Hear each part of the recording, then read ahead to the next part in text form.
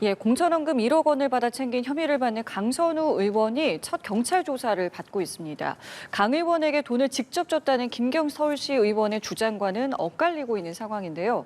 이번 조사에서 어떤 진술을 내놓을지 관심이 주목되고 있습니다. 네, 한덕수 전 국무총리의 내란 방조 혐의 1심 선고가 내일 오후 2시에 생중계될 예정입니다. 관련 내용들 손정혜 변호사와 함께 이야기 나눠보겠습니다. 어서 오십시오. 안녕하세요. 예, 네, 안녕하십니까. 안녕하십니까. 1억 원 공천원금 의혹을 수사하는 경찰이 오늘 이제 무소속의 강선우 의원을 소환해서 조사를 하고 있습니다. 앞선 출석 장면 먼저 보고 나서 대담 시작해 보겠습니다. 이런 일로 국민 여러분께 심려를 끼쳐서 진심으로 죄송합니다. 있는 그대로 사실대로 성실하게 조사에 임할 것입니다. 저는 제 삶에 원칙이 있고 그 원칙을 지키는 삶을 살아왔습니다. 네, 보신 것처럼 경찰이 오늘 이제 강선우 의원을 소환을 했습니다. 그동안 1억 원을 줬다는 김경 서울시 의원과 돈을 줄 때 이제 함께 있었다는 강선우 의원의 사무국장 각각 이제 3번씩 불렀고 이제 강선우 의원을 부른 건데 지금 이제 강선우 의원을 소환을 했다는 건 앞서 좀 인물들에게 확인할 진술이 있었다 이렇게 봐야겠습니까? 그렇습니다. 이렇게 뇌물 사건과 정치자금법 사건 같은 경우는 준 사람의 진술이 확고하게 확보된 다음에 받은 사람의 진술을 확보하는 것이 통상적인 수사의 관례이기도 하고 또 준 사람 또 전달책으로 지목된 사람이 진술이 중첩적으로 일관되게 확보가 된다라고 한다면 이 받은 사람과 관련한 진술을 확보하기가 굉장히 수월해지는 면이 있기 때문에 그 두 사람에 대한 진술을 반복적으로 중첩적으로 사실관계를 이제 따져붙는 진술 조사를 한 것으로 보이고 그 과정 속에서 압수수색이 여러 차례 진행이 됐었습니다. 자택뿐만 아니라 사무실에 대한 압수수색 과정에서 확보된 물증에 대한 증거물에 대한 분석이 필요했기 때문에 상당한 시간을 소요한 것으로 보이고 그 분석이 끝났기 때문에 최정점에 있는 강선우 의원을 소환 조사에서 이 두 사람의 진술과 압수된 증거와의 일치 여부, 사실 여부에 대한 집중적인 신문이 진행될 것이라고 보입니다. 근데 지금 앞서 이제 불렀던 김경 서울시 의원이라던가 사무국장의 어떤 진술들이 좀 엇갈린다 이런 보도들이 계속 나오고 있는데 이 부분에 대해서도 그럼 오늘 확인을 하는 겁니까? 두 사람 중에 이제 핵심적인 부분은 일치합니다. 돈을 줬다. 1억 원을 강 의원이 받았다라는 것은 일치하는데 불일치하는 것은 이 사무국장의 진술은 나는 그것이 돈인 줄 몰랐고 강 의원이 받았다. 내가 직접 전달하지 않았다라는 회피성, 부인성 취지로 보입니다. 이 사실관계를 종합하여 볼 때 두 사람이 공모해서 이 김경 시의원으로부터 1억 원을 받았던가 또는 한 사람, 그러니까 전달책이 김경 시의원을 속여서 받고 나중에 강 의원에게 전달했던가 또는 강 의원이 지시 또는 강 의원이 주도적으로 받았던가 이 세 가지 사실관계를 둘러싸서 어느 것이 진실인지를 수사기관이 입증을 해야 되는 부분이 있을 것 같고요. 가장 중요한 사실관계는 이 돈 1억 원을 받은 것은 3명이 다 부인하기 어려운데 그럼 언제 반환을 했는지가 사실 굉장히 중요한 겁니다. 반환 시점에 따라서 뇌물죄 성립 여부가 바뀔 여지가 있는 것인데 현재로서는 김경 시의원 같은 경우는 수개월 있다가 받았다라는 것이고 강 의원은 즉시 반환했다라는 건데 우리가 확립된 뇌물죄 판례 중에는 돈을 받았으나 상대방이 일방적으로 두고 가서 반환할 의사로만 가지고 있었거나 또는 돈인 줄 모르고 보관했다가 즉시 반환하는 경우에는 뇌물죄가 성립하지 않는다는 판례가 있습니다. 이것 때문에 강선우 의원 측에서는 돈을 받은 즉시, 돈을 받았다고 알게 된 즉시 반환을 했다라는 거고 이와 관련해서 김경 시 의원은 수개월 지나서 반환을 했다는 것이기 때문에 이 반환된 시점에 대한 진술이 불일치하는 부분에 대해서 오늘 강선우 의원을 둘러싸고 집중적으로 물어보지 않을까 합니다. 그간에 어쨌든 나온 입장들이 있었잖아요. 강선우 의원 같은 경우에도 그렇고 오늘 그럼 경찰 조사에서도 같은 입장을 고수할 거라고 보세요? 일단 객관적인 물증이 제시됐을 때 진술을 번복하지 않고 기존의 주장을 일관되게 할지는 지켜봐야 될 것 같습니다. 강선우 의원 측에서는 사무국장과 김경 시의원이 3차례나 조사를 받으면서 어떠한 진술을 했는지 또 수사기관이 어떠한 증거를 가지고 있는지 모르고 임할 가능성이 있고 내가 실질적으로는 받지 않았고 이 사무국장이 받아서 나한테 알렸지만 나는 즉시 반환 조치를 했다라는 기존의 주장이 객관적인 객관적인 증거나 두 사람의 부인할 수 없는 진술로 반박된다고 한다면 진술의 번복 가능성이 있지만 보통의 정치인들은 본인의 기존 입장을 고수하는 경향이 있습니다. 법리적인 다툼뿐만 아니라 정치적인 생명을 걸고 수사를 받는 부분들 때문에 나는 받지 않았고 사무국장이 단독적으로 처리한 일이고 나는 반환하려고 했다라는 기존 진술은 유지할 가능성이 매우 높습니다. 앞서서 김경시 의원이랑 강 의원의 사무국장의 대질 신문을 이제 경찰이 하려고 했는데 김경시 의원이 이 부분을 거부했다고 알려지고 있거든요. 보통 어떤 경우에 이 부분을 거부하게 되는 건지도 궁금하고 이게 거부를 했기 때문에 이 부분에 대한 신빙성은 어떻게 그럼 알아가야 되는 겁니까?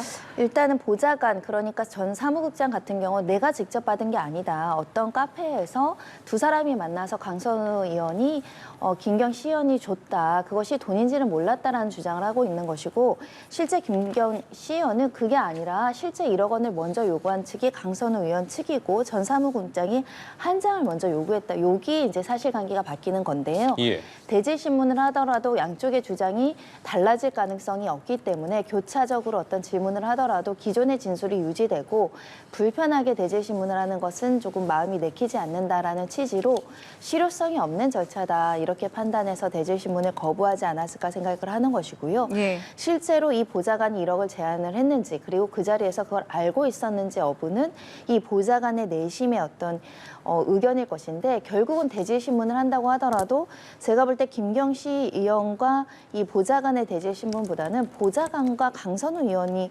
이야기가 더 달라질 가능성이 있기 때문에 두 사람이 진실 공방이 훨씬 더 강한 수준입니다. 그래서 대질 신문을 하더라도 이 줬다는 사람보다 같이 수령을 했는데 서로 몰랐다 또는 저 사람이 주도적으로 했다라는 두 사람을 대질 신문하는 게 더 효과적이다라고 판단했을 수 있을 것 같고요. 현재로서는 대질 신문을 거부한다라는 입장을 표했기 때문에 이뤄지지 않을 것입니다. 그렇다면 계속해서 이제 세 사람이 이렇게 진술이 엇갈리는 가운데 뭐 거짓말 탐지기 등을 이용할 가능성에 대해서는 없는 겁니까? 실익이 좀 없다고 보입니다. 거짓말 탐지기의 증거 능력을 인정하기 위해선 굉장히 까다로운 절차가 있어야 될 뿐만 아니라 또 거짓말 탐지기를 거부했을 때 강제할 수단이 없고요.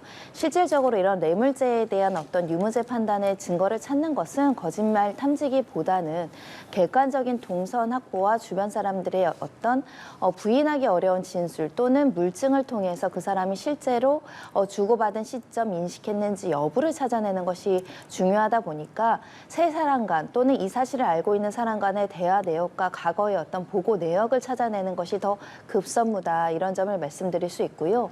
특히 1억 원을 받아서 어디다 보관했는지는 모르겠으나 보관한 장소와 보관했다가 반환하는 시점에 대한 객관적인 동선을 확보할 수 있는 블랙박스 CCTV 통화 내역이 있으면 확실한 증거가 될 수 있습니다. 그런 차원에서 거짓말 탐지기로 누군가의 심리적인 어떤 압박이나 심리적인 변화를 추정하기보다는 수사기관 입장에서는 이 진실 공방과 관련해서 객관적인 증거를 찾고자 더 노력하지 않을까 합니다.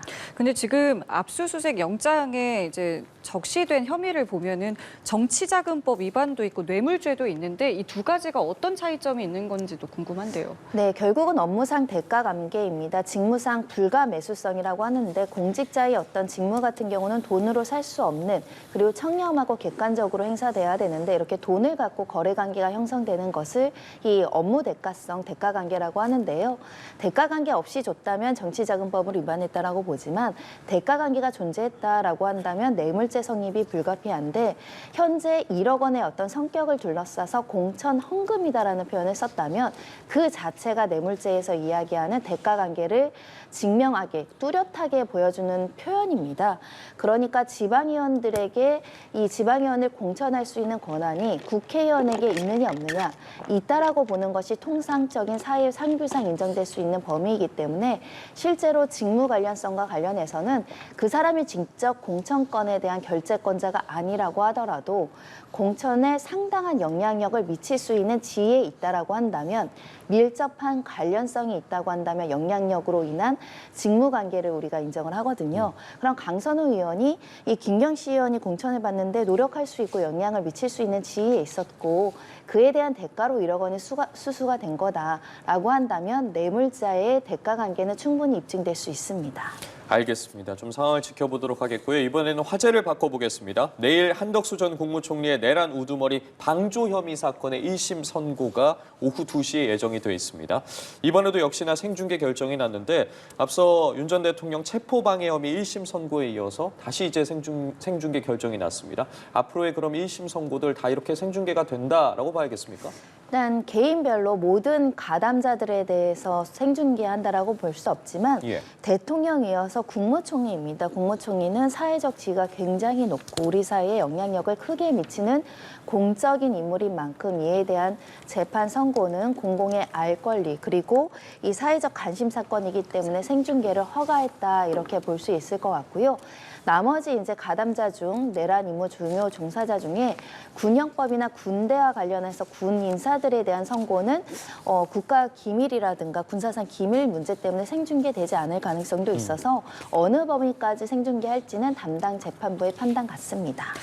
이번 선고가 또 의미가 있는 것이 내란 사건의 첫 선고라는 점인데 글쎄요, 이 부분이 어떤 쟁점으로 이제 적용이 되는 건지부터 좀 설명을 부탁드릴게요. 그렇습니다. 일단은 비상계엄과 관련한 절차적인 위법이라든가 실체적 요건이 구비되지 않았고 그와 관련해서 여러 가지 위법 사항이 있었다는 것은 다른 형사 사건에서도 간접적으로 판단이 됐고 헌법재판소에서도 비상계엄의 요건이 충족되지 않았다는 것은 명시적으로 확인된 사건인데요.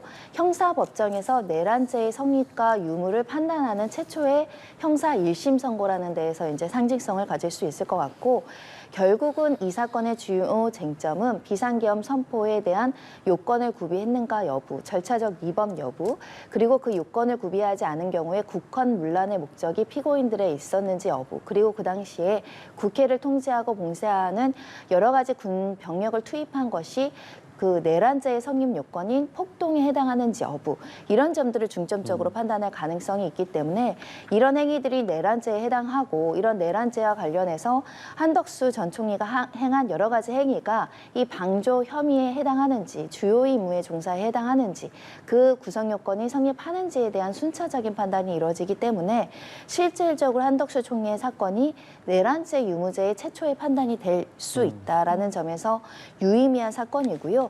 관련해서 위증죄도 있고 허위공문서 작성죄도 있는데 비상계엄을 선포하는 과정에서 선포문에 대한 어떤 정당성을 확보하기 위해서 사후 선포문을 맞는 것이 허위공문서라는 것은 이미 판단이 이루어졌습니다. 윤 전 대통령 사건에서 허위다라는 판단을 했기 때문에 비슷한 취지로 이 허위공문서 작성은 유죄의 판단이 있을 것이고 헌법재판소에서 위증한 부분들도 위증죄로 유죄가 선고 가능성이 어느 정도 굉장히 예측되는 상황에서 이 내란죄가 유죄가 나올 것인가. 유죄로 나오면 실제 구형량은 15년형이었는데 실제 양형은 어떻게 선고될지가 굉장히 귀추가 주목되는 사건입니다. 알겠습니다. 그리고 앞서 윤석열 전 대통령에게 내란 우두머리 혐의 관련해서 검찰의 사형이 구형된 다음 날에 한덕수 전 총리가 서울의 한 호텔에서 포착된 영상이 공개돼서 비난을 받고 있기도 합니다. 지금 한 전 총리의 경우에 고령인 점을 고려해서 불구속 기소로 재판을 받아오지 않았겠습니까? 이번 1심 선고에서도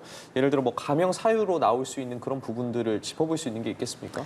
일단 이와 관련해서는 어찌됐든 자숙하고 반성해야 되는 시점에 또 호텔에서 자유롭게 이제 일상생활을 하는 모습이 포착돼서 재판을 받는 피고인이라도 일상생활의 자유는 누려야겠지만 일부 네티즌들이 반성하지 않는다 이렇게 비판하는 목소리도 어찌 보면 당연히 따르는 목소리이기 때문에 겸허히 수용해야 되지 않을까 생각이 들고요.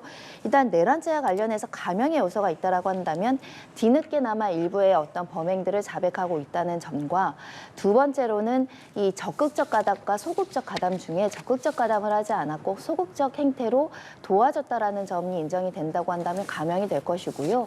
중요 임무 종사자의 정범이 아니라 실제 방조 혐의가 유죄로 판단이 되면 우리 형법상 방조범 교사범은 감형할 수 있다라고 되어 있기 때문에 감형할 수 있는 사건으로 분리될 수 있습니다.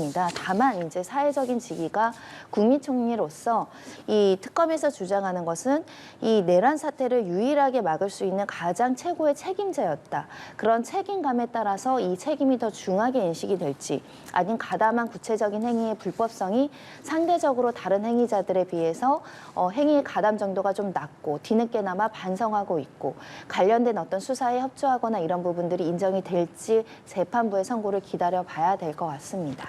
그럼 내일 1심 선고가 앞으로 있을 윤 전 대통령의 재판에도 영향을 바로 준다 이렇게 볼 수 있는 겁니까? 그렇습니다. 뭐 확정된 1심 유죄 판결은 아니지만 이 공범에 대한 유죄 판결은 또 유죄의 증거로 참작하고 증거로 사용할 수 있다라는 증거법칙에 의해서 만약에 한 전 총리가 이 사건 비상계엄의 일련의 절차들과 비상계엄 선포 과정을 봤을 때 이것은 국헌문란의 목적이 인정이 되고 이 폭동에 해당할 뿐만 아니라 내란죄가 성립했고 그걸 방조하기 위한 한덕 총리의 이런 행위들이 있었다라는 유죄의 선고가 나온다면 이 윤 전 대통령에 대한 어떤 유죄 판결에도 같은 논리로 이런 행위들은 뭐 사법심사의 대상이 안 된다거나 통치행위로서 정당하다던가 비상계엄을 선포할 여러 가지 목적의 정당성이 있다라는 주장을 배척하고 유죄로 나올 가능성이 매우 높아지기 때문에 한덕수 총리는 윤 전 대통령의 판결에 어떻게 보면 시금석 초기의 어떤 판단이 기준이 될 것으로 보입니다.